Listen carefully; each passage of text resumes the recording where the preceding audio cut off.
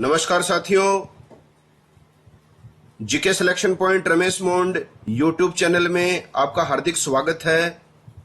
साथियों, शैक्षिक प्रबंधन एजुकेशन मैनेजमेंट के अंतर्गत आज मैं आपके बीच लेकर आया हूं most important topic new education policy 2020। इसके अलावा निपुण भारत मिशन के बारे में मैं आपको जानकारी दूंगा और निपुण भारत मिशन के अतिरिक्त हम बात करेंगे इस वीडियो में FLN के संदर्भ में। तो न्यू एजुकेशन पॉलिसी, निपुण भारत मिशन और FLN के संदर्भ में हम विस्तार से यहाँ चर्चा करेंगे इस वीडियो में। अगर वीडियो अच्छा लगे, आपके लिए यूजफुल रहे, तो प्लीज रिक्वेस्ट है वीडियो को आप लाइक किया करें, अधिक से अधिक साथियों में वीडियो को शेयर करें और चैनल पर नए हैं तो चैनल को सब्सक्राइब कर लें, बेल आइकन को दबा लें ताकि मेरे द्वारा प्रदर्शित वीडियोस के नोटिफिकेशन सबसे पहले आप तक पहुंच सकें। तो शुरुआत करते हैं आज की वीडियो न्यू एजुकेशन पॉलिसी, निपुण भारत मिशन और FLN। देखिए साथियों, प्रथम जो राष्ट्रीय शिक्षा नीति थी वो लागू की गई थी 1968 में। देखिए 1952 में लक्ष्मण स्वामी मुदालियर की अध्यक्षता में माध्यमिक शिक्षा आयोग का गठन किया गया था। यह भी प्रश्न आता है कि माध्यमिक शिक्षा आयोग का गठन किसकी अध्यक्षता में किया गया, तो लक्ष्मण स्वामी मुदालियर की अध्यक्षता में माध्यमिक शिक्षा आयोग का गठन किया गया था 1952 में। इसके बाद में 1964 में दौलत सिंह कोठारी की अध्यक्षता में शिक्षा आयोग की अनुशंसाओं के आधार पर 1968 में शिक्षा नीति के संदर्भ में एक प्रस्ताव प्रकाशित किया गया और 1968 में ही प्रथम राष्ट्रीय शिक्षा नीति लागू की गई। इसके बाद में दूसरी जो राष्ट्रीय शिक्षा नीति लागू की गई थी भारत में, वो लागू की गई थी 1986 में। अब देखिए 1992 में राष्ट्रीय शिक्षा नीति 1986 में संशोधन किया गया। अब संशोधित राष्ट्रीय शिक्षा नीति 1992, जिसे revised national policy of education कहा जाता है, ये जो थी संशोधित राष्ट्रीय शिक्षा नीति 1992, 1986 की शिक्षा नीति की समीक्षा के लिए भारत सरकार ने आचार्य राममूर्ति की अध्यक्षता में 7 मई 1990 को एक समिति का गठन किया, जिसने अपना प्रतिवेदन 26 दिसंबर 1990 को सरकार के समक्ष प्रस्तुत किया और 1986 की शिक्षा नीति में ही कुछ संशोधन किया गया था 1992 में।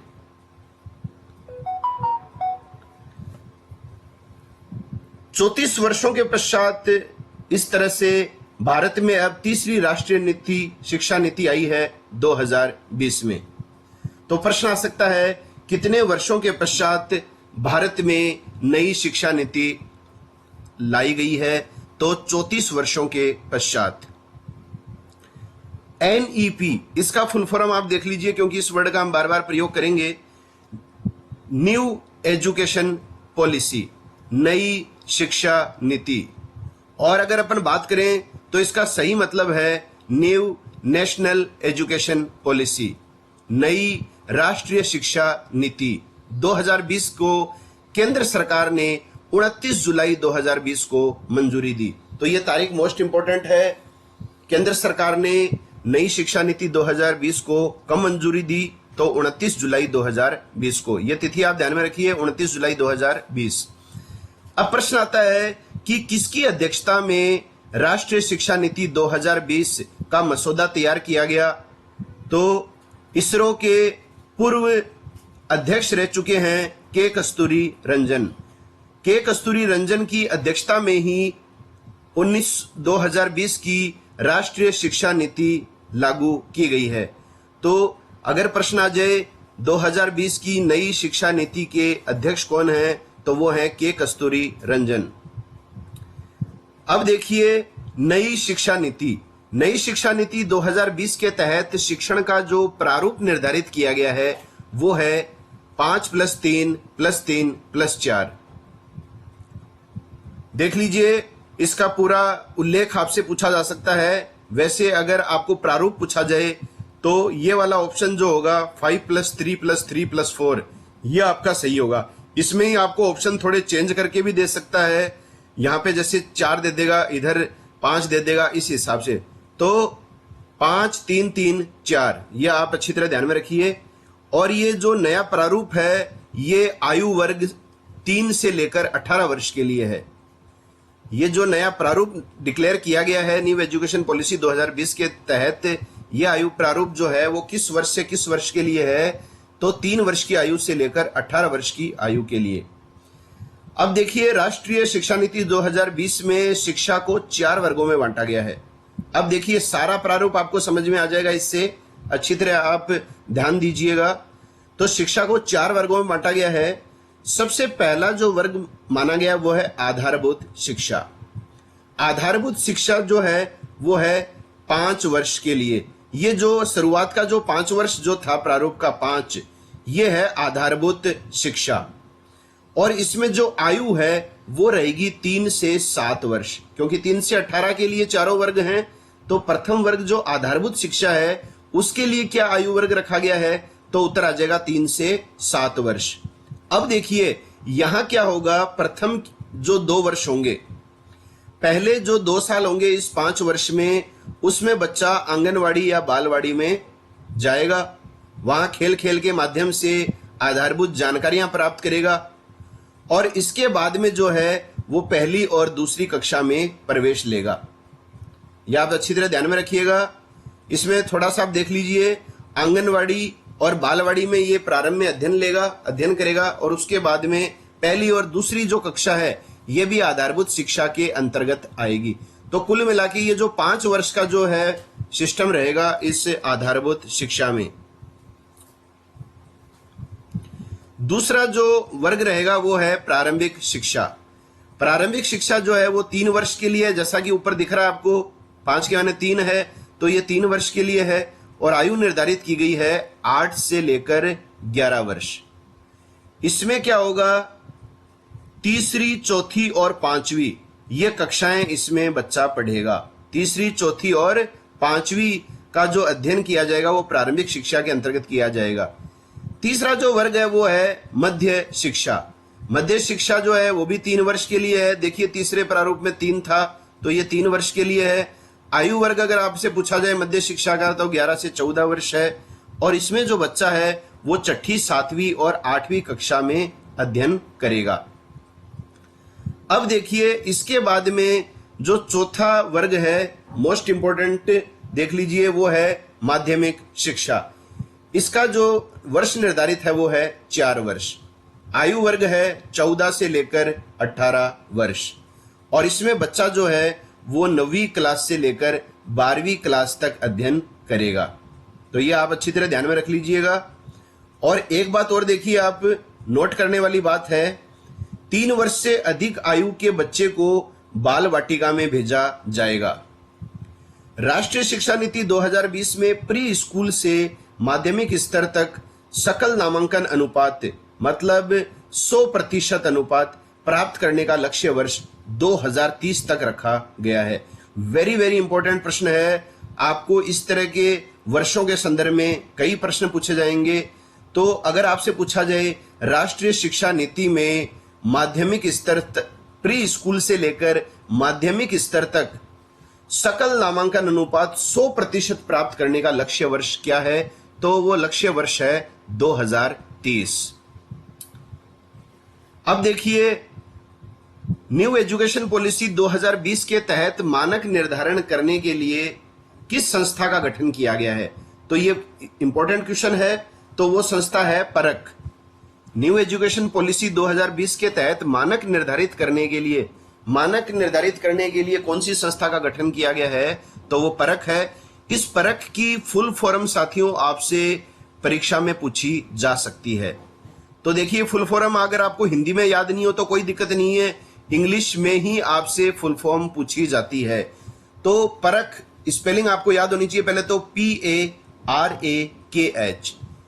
मोस्टली क्या होता है, विद्यार्थी स्पेलिंग थोड़ा सा याद करने में मिस्टेक कर देते हैं और वहां पे गलत कर देते हैं।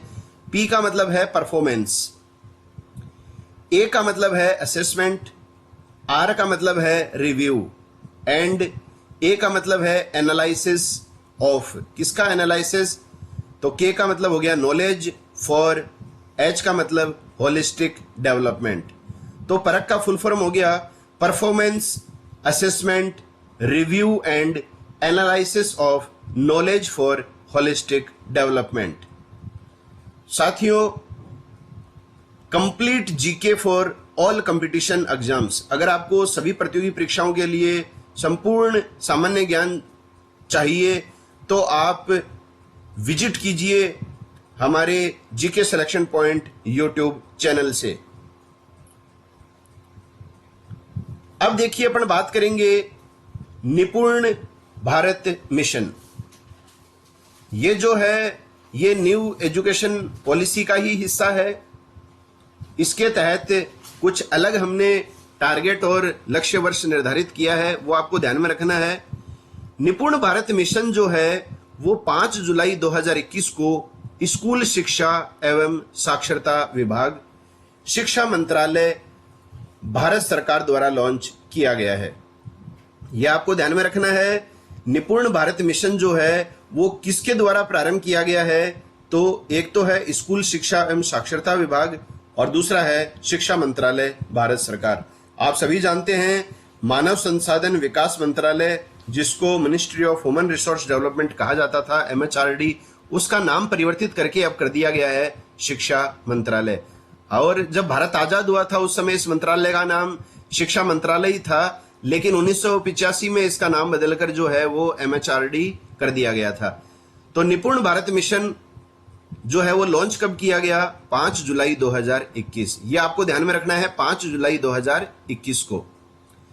अगली बात आएगी कि निपुण भारत मिशन का जो शासन आदेश था वो कब जारी किया गया? तो शासन आदेश जो था वो जारी किया गया था 23 दिसंबर 2021 को।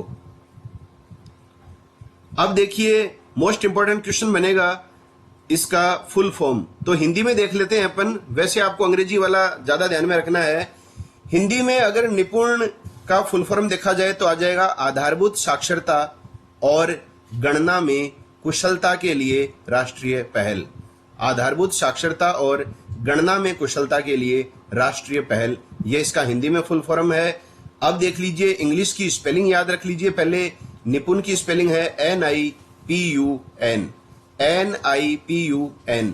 N का मतलब हो गया नेशनल, I का मतलब हो गया इनिशिएटिव फॉर, P का मतलब प्रोफिशिएंसी इन रीडिंग विद। यहां पे आपको ध्यान में रखना है साथियों, P का मतलब यहां पे है प्रोफिशिएंसी, किसमें दक्षता प्राप्त? रीडिंग, पढ़ने में। यहां आपको प्रोफिशिएंसी इन लर्निंग भी आ सकता है, स्पीकिंग भी आ सकता है। तो यहां पे देखने वाली बात है proficiency in reading with. U का मतलब हो जाएगा अंडरस्टैंडिंग एंड N का मतलब हो जाएगा न्यूमरेसी। न्यूमरेसी माने गणना। तो नेशनल इनिशिएटिव फॉर, तो राष्ट्रीय स्तर का नवाचार है ये, जिसमें बालक दक्षता प्राप्त कर सकेगा पढ़ने में, और किसके साथ?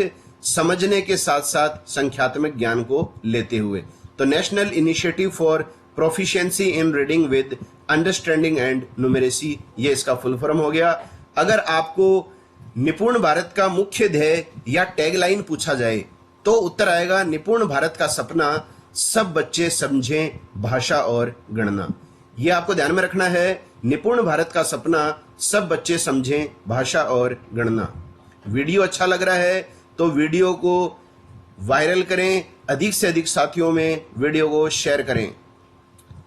अब देखिए, इसका एक नाम यह भी है राष्ट्रीय मूलभूत साक्षरता और संख्या ज्ञान मिशन। अगर आपको हिंदी में दिया जाएगा इसका फुल फॉर्म तो यही दिया जाएगा, राष्ट्रीय मूलभूत साक्षरता और संख्या ज्ञान मिशन। इसका मतलब है निपुण।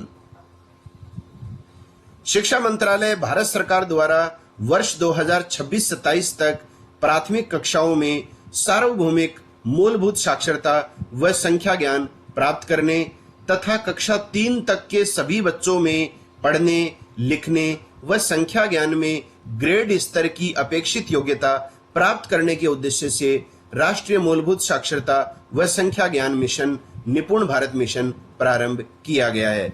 तो निपुण भारत मिशन का जो लक्ष्य वर्ष है वो आपको ध्यान में रखना है वर्ष 2026-27। जैसे सकल नामांकन अनुपात 100% राष्ट्रीय शिक्षा नीति 2020 के तहत जो वर्ष निर्धारित था वो 2030 था, उसी तरह से निपुण भारत मिशन का लक्ष्य अगर आपसे पूछा जाए तो वो है 2026-27। इसमें विद्यार्थी कंफ्यूज हो सकते हैं, इसलिए आप अच्छी तरह से इस वर्ष को ध्यान में रखिएगा। अब देखिए थोड़ी सी आगे बात करते हैं अपन। 3 से 9 वर्ष की आयु के बच्चों की अधिगम आवश्यकताओं, अधिगम अंतराल तथा इसके संभावित कारणों की पहचान करना तथा स्थानीय परिस्थितियों को ध्यान में रखते हुए विभिन्न कार्यनीतियों की पहल करना, ये इसका मुख्य ऑब्जेक्टिव है, इसका लक्ष्य है कि 3 से 9 वर्ष की आयु के जो बच्चे हैं वो अधिगम मतलब सीखना, लर्निंग, आवश्यकताओं, अधिगम अंतराल, अधिगम में जो अंतराल आ गया है और ये अंतराल क्यों आया है उसके संभावित कारणों की पहचान करना इसका उद्देश्य है, और स्थानीय परिस्थितियों को ध्यान में रखते हुए किस तरह की कार्यनीति बनाई जाएगी उस बच्चों को अन्य नियमित बच्चों के बराबर लाने के लिए। ये सारी की सारी योजना जो है वो निपुण भारत मिशन के तहत बनाई जाएगी। अब देखिए लक्ष्य क्या है निपुण भारत मिशन के अंतर्गत वर्ष 2026-27, ये मैं आपको बता चुका हूं पहले। वर्ष 2026-27 तक बाल वाटिका से कक्षा 3 के 100% बच्चों में मूलभूत साक्षरता व संख्या ज्ञान का लक्ष्य प्राप्त किया जाना, यह है निपुण भारत मिशन का लक्ष्य। बाल वाटिका से लेकर कक्षा 3 के 100% बच्चों में मूलभूत साक्षरता व संख्या ज्ञान का लक्ष्य प्राप्त किया जाना। तो मुख्य रूप से इसमें जोर जो दिया जा रहा है निपुण भारत मिशन और FLN में, वो 3 विषयों पर जोर दिया जा रहा है। 2 तो भाषा संबंधी विषय हैं, अंग्रेजी और गणित, अंग्रेजी और हिंदी, और इसके अलावा है संख्या ज्ञान, इसकी पहचान करने के लिए गणित। तो 3 कार्य पुस्तिकाएं दी गई हैं विद्यार्थियों को, मुख्य रूप से जो है वो अंग्रेजी, हिंदी और गणित की। अब देखिए निपुण भारत मिशन अधिगम सूची। देखिए थोड़ा सा प्रश्न गहराई के स्वरूप वाला अगर आया तो इसी में से आएगा। निपुण भारत मिशन अधिगम सूची में से आपको प्रश्न पूछा जा सकता है, यदि कठिन प्रश्न बनेगा तो पहले अपन भाषा की बात कर लेते हैं और बात करते हैं प्रारंभ बाल वाटिका से। बाल वाटिका में क्या अपेक्षाएं रखी गई है बच्चे से और शिक्षकों से, वो है कि बच्चा अक्षरों व संगत ध्वनियों को पहचानेंगे और कम से कम 2 अक्षर वाले सरल शब्दों को पढ़ लेंगे। ये बाल वाटिका के लिए टारगेट निर्धारित किया गया है कि अक्षर व संगत ध्वनियों को बच्चे पहचानेंगे और कम से कम 2 अक्षर वाले जो सरल शब्द हैं उनको वो रीड कर लेंगे, पढ़ लेंगे। अब कक्षा 1 में अधिगम स्तर क्या टारगेट रखा गया है, वो है कक्षा 1 में जो है वो बच्चा अर्थ के साथ पढ़ेगा, शब्द को अर्थ के साथ वो पढ़ लेगा, और ऐसे छोटे वाक्य जो अज्ञात पाठ का भाग हो जिसमें 4-5 सरल शब्द हो को बच्चा पढ़ लेगा। ये कक्षा 1 के लिए निर्धारित है। कक्षा 2 में क्या अपेक्षाएं की गई है बच्चे से, अर्थ के साथ पढ़ लेंगे और 45 से 60 शब्द प्रति मिनट परवाह के साथ वो क्या करेंगे, पढ़ेंगे। अब कक्षा 3 के लिए जो है वो है कि अर्थ के साथ पढ़ेंगे और न्यूनतम 60 शब्द प्रति मिनट परवाह के साथ वो पढ़ लेंगे। अब देखिए निपुण भारत मिशन में अपन बात करेंगे अध्ययनवार आयु प्रारूप। 3 से 9 वर्ष के बच्चों के लिए है, ये आप जानते हैं अच्छी तरह से। अध्ययनवार आयु प्रारूप जो बनाया गया है वो 3 से 9 वर्ष के बच्चों के लिए बनाया गया है। कहने का मतलब बाल वाटिका से लेकर कक्षा 3 तक के बच्चों के लिए। बाल वाटिका 5 से 6 वर्ष, कक्षा 1 6 से 7 वर्ष, कक्षा 2 7 से 8 वर्ष और कक्षा 3 8 से 9 वर्ष। कक्षा 1 से पहले के स्तर को जो है वो बाल वाटिका नाम दिया गया। आप सभी जानते हैं बाल वाटिका या बालवाड़ी, और अंग्रेजी में कहा जाता है इसको प्रिपरेटरी। अब देखिए बात कर लेते हैं थोड़ी गणित की। तो बाल वाटिका में गणित विषय में बच्चे से क्या अपेक्षा की गई है, वो क्या सीखेगा? 10 तक के अंकों को पहचान लेगा और पढ़ लेगा। एक क्रम में घटनाओं की संख्या, वस्तुओं, आकृतियों, घटनाओं को व्यवस्थित करने में बच्चा दक्षता प्राप्त कर लेगा। ये तो बाल वाटिका में है। कक्षा 1 में क्या होगा? 99 तक की संख्याएं पढ़ व लिख लेगा। 99 तक की संख्याएं बच्चा पढ़ और लिख लेगा, और सरल जोड़ और घटाव भी कर लेगा, प्लस माइनस भी कर लेगा, एकदम सरल। कक्षा 2 में इसी का थोड़ा स्तर बढ़ा देगा। 999 तक की संख्याएं बच्चा पढ़ और लिख लेगा, और 99 तक की संख्याओं का वो क्या कर सकता है? घटाव भी कर लेगा। ये कक्षा 2 के बालक के लिए अपेक्षाएं की गई हैं निपुण भारत मिशन के तहत। और कक्षा 3 में 9999 तक की संख्याएं पढ़ व लिख लेगा, और सरल गुणा समस्याओं को भी वो हल कर लेगा। मल्टीप्लाई, गुणा जैसी समस्याओं को भी वो क्या कर लेगा? हल कर लेगा। ये कक्षा 3 के लिए है। अब थोड़ी सी अपन बात कर लेते हैं FLN के संदर्भ में। 1 से 5 तक अध्ययन कराने वाले शिक्षक साथियों के लिए FLN प्रशिक्षण आयोजित किए जा रहे हैं। और FLN जो है उसका फुल फॉर्म क्या है? फुल फॉर्म है बुनियादी साक्षरता और संख्यात्मकता। ये प्रश्न भी परीक्षा में निश्चित रूप से पूछा जा सकता है। तो बुनियादी साक्षरता और संख्यात्मकता, इसका मतलब FLN है FLN। बुनियादी का मतलब हो गया फाउंडेशनल, साक्षरता का मतलब हो गया L से लिटरेसी, तथा का मतलब एंड, और संख्यात्मकता का न्यूमेरेसी। तो फाउंडेशनल, लिटरेसी एंड न्यूमेरेसी, ये है FLN का फुल फॉर्म। FLN का उद्देश्य, अब देखो FLN का उद्देश्य क्या है। यहां एक नया वर्ष आएगा आपको। नई शिक्षा नीति में 2030 आया था, निपुण भारत मिशन में 2026-27 आया था टारगेट वर्ष, और FLN में आ रहा है 2025। विद्यार्थी इसमें ज्यादा कंफ्यूज्ड हैं। प्रश्न भी पूछे जाते हैं कई बार पर्सनल चैटिंग से कि सर कौन से में कौन सा वर्ष आएगा। किसी पुस्तक में कुछ पढ़ रहे हैं, किसी में कुछ पढ़ रहे हैं, तो कोई दिक्कत नहीं है। आपने इस वीडियो में जो देखा है, जो पढ़ा है, वो पूर्णतया सत्य है। उद्देश्य है FLN का एक सक्षम वातावरण बनाना। 2025 तक प्राथमिक कक्षाओं में बुनियादी साक्षरता और संख्या ज्ञान का सार्वभौमिक अधिकरण सुनिश्चित करना। मतलब 2025 तक जो है प्राथमिक कक्षाओं में बुनियादी साक्षरता और संख्या ज्ञान का सार्वभौमिक यूनिवर्सल अधिग्रहण सुनिश्चित करना, यह है FLN का उद्देश्य। उद्देश्य कब तक प्राप्त करना है? 2025 तक। अब देखिए FLN को मजबूत करने के लिए क्या आवश्यक है, वो है ECCE। इसका भी फुल फॉर्म आ सकता है। E का मतलब हो गया अर्ली, C का चाइल्डहुड, अगले C का केयर, और E का education. Early childhood care education. तो साथियों, ये था अपना आज का वीडियो, जिसमें हमने मूल रूप से नई शिक्षा नीति 2020 के बारे में महत्वपूर्ण जानकारियां ली। इसके अलावा निपुण भारत मिशन के बारे में आपको बताया, और FLN के बारे में हमने आपको जानकारी दी। अब एक जानकारी जो बच गई वो है FLN की आवश्यकता आखिर क्यों है। क्यों FLN को राष्ट्रीय शिक्षा नीति 2020 का अनिवार्य हिस्सा बनाया गया है? तो इसके 2 कारण हैं। पहला है विद्यालयी शिक्षा के विभिन्न स्तरों में बच्चों का खराब अधिगम स्तर मुख्य चिंता का विषय है। मतलब स्कूल एजुकेशन के विभिन्न स्तरों में जो है बच्चों का खराब अधिगम स्तर मुख्य चिंता का विषय है। इस चिंता को दूर करने के लिए FLN की आवश्यकता महसूस की गई है।